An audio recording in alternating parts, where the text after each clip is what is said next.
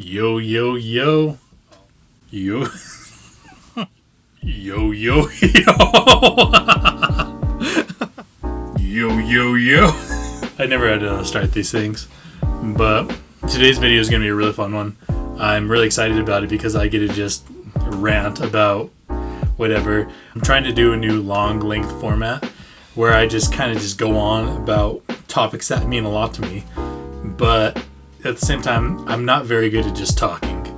I kind of pride myself on being a good listener, but half of listening or more of listening is listening. So when I realize when I talk too much, it makes me uncomfortable and I just stutter over my words. And that's why I edit my videos so much, is because it's very foreign to me to just talk all the time. And I'll try to keep the long pauses to a minimum and just keep powering through it. But, you know, you're going to see an edit here or there where I just stumble over my words. And I stutter a lot too. So that's another reason why I edit so much. So anyways, this week with school, not much has changed. I set up my academic advisor appointment right after I made that last video. And their next appointment, get this, was a week and a half in advance. So that's right around the financial aid deadline. I'm getting kind of sketched out about it. So I suggest to you, I kind of personally was really, I was afraid of not going and having all my ducks in a row when it came to tests, when it came to just knowing what to talk about, knowing my own stuff when it came to my education. And it's okay, I learned to not have all of those things in your mind. It's okay to not know everything. That's the whole point of school. These academic advisors wouldn't have a job if you knew everything, had to do everything already. And these advisors take on a lot of students. So looking back, if I could do it all over again, I'd set up an appointment with mine right away and just talk to them, tell them who I am, tell them where I'm at. And they could tell me obviously what I already gone and done, but there's nothing stopping me from scheduling another appointment. You know, there's nothing wrong with that.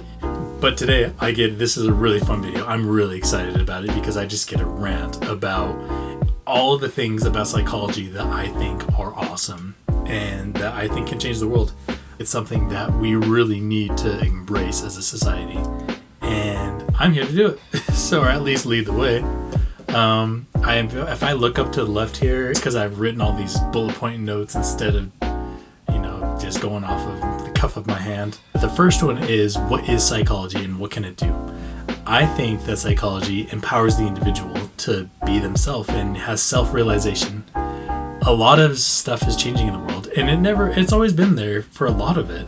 And the fact that all of us think individually, I like to think of psychology as a personal trainer for your mind. We're going to come across things in our lives that we might not know how to handle, or we have emotions that rise up that we really have never experienced, and there's nothing wrong with it. Just like a personal trainer can prepare you for, lifting weights that you've never lifted before, or doing exercises that you've never done that are beneficial for you. Psychology can do the same thing for your mind, and you'll never know until you try. There's always a stigma around psychology that there's something wrong with you, and there's nothing wrong with seeing a personal trainer for your mind or a therapist to help things that, were a detriment to your health. You gotta become healthy somehow, and there's nothing wrong with seeing a doctor, so why would there be anything wrong with seeing a psychologist? And it promotes acceptance, and that's something that's huge to me. Huge, that people know how to accept who they're looking at in the mirror. The term safe space has been used for good, and it's also had a negative connotation. I like to think of psychology as a way to say self-space. We rarely ever in such a busier world have time to look at ourselves and to just be comfortable in our own skin, so to speak. Psychology can benefit the introvert and the extrovert, in my opinion. Everyone can benefit from a way to just bounce your mind off of someone is comfortable to bounce it right back at you and to talk to you and know who you are if you can open yourself up to that. And I think that's something that we could really use in the world today because we've become kind of a distant, cold world. And psychology can promote self-acceptance. And I think social media has really played a huge part in this generation. And especially upon our generation, anyone born somewhere in between 1987 and 1994 has a particular responsibility to help the new generation understand the old generation, because we were there. We understood what it meant to play outside and not have cell phones growing up in our teen years, and just see all this rise and how it affected the olders that had no idea what was going on, and to some extent still don't. You know, we can see the good and the bad. We can see the benefits, more specifically, of both sides of the spectrum of being in a super connected world, but also we remember those 90s sitcoms. We lived those 90s sitcoms of just going out into the world. You didn't have a cell phone on you. You just you didn't have headphones. You lived life. You just accepted whatever life threw at you that day. Why there's a rising need for psychology in my mind. I think the rise of social media has to do a huge part of it. I'm not a social media hater. I can see the benefits of it, and I can also see such great good that has happened from it. But I think it was a lot to take on within such a short time frame when it comes to years and generations and the advancement of technology happening at the exact same time. It's a really big responsibility that I think was ill taken upon us, and we could do a lot better at regulating what control it has over our life and what, subliminal and subconscious influences these things have on our brain.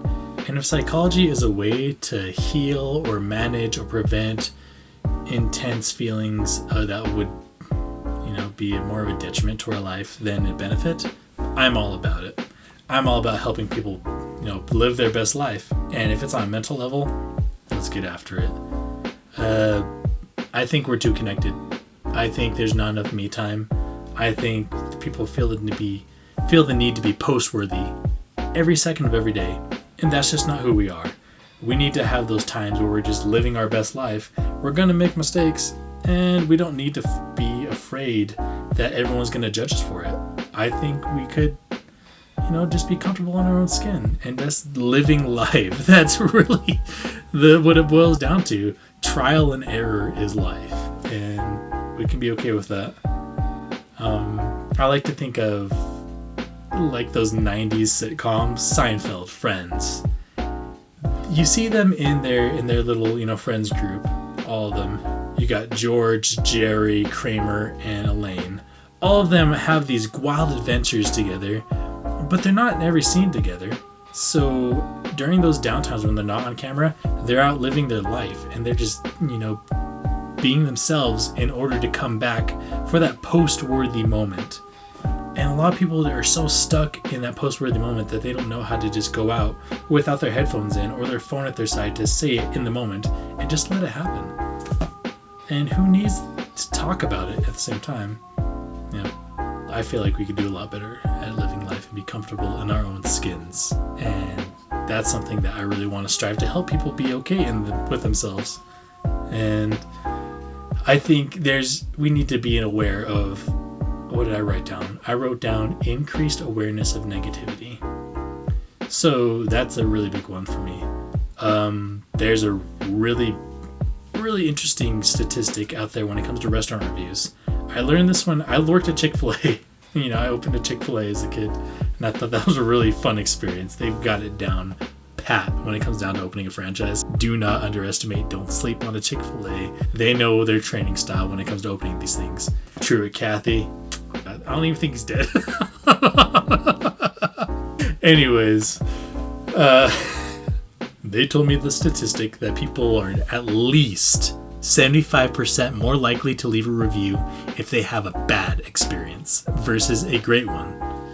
So you turn that into people are more likely to step out and say something if it's in a negative light versus a positive light. And in my mind, that tells me that people are more likely to leave a negative comment online than a positive one. Hopefully, hiding behind a keyboard would change that fact, and I think it does. I think it really lowers that, where people are more likely to give a job well done, or to hype somebody up, or leave a great review online these days than it used to be in the past, because it's more easy to just get out there and leave positivity in the world. But also that other statistic still holds true. or it's just one more negative experience or influence you had that day that you weren't expecting to have. And those things add up. And we need to accept that and just, realize it. You can brace yourself against these things, and it can be not even a pebble in your boot. But yeah, this was part 1 of my 2-part series of why I chose psychology to do what I want to do. I see a huge need for it in the world, and I see really big improvements that could be done. And I'm set out to make the difference in someone's life. Next week, I'll get back to you with the part 2, and I'm stoked to tell you all about it with my personal experience with psychology and what I feel like that I can contribute to it. So I hope you guys have a great week, and I'll talk to you next one.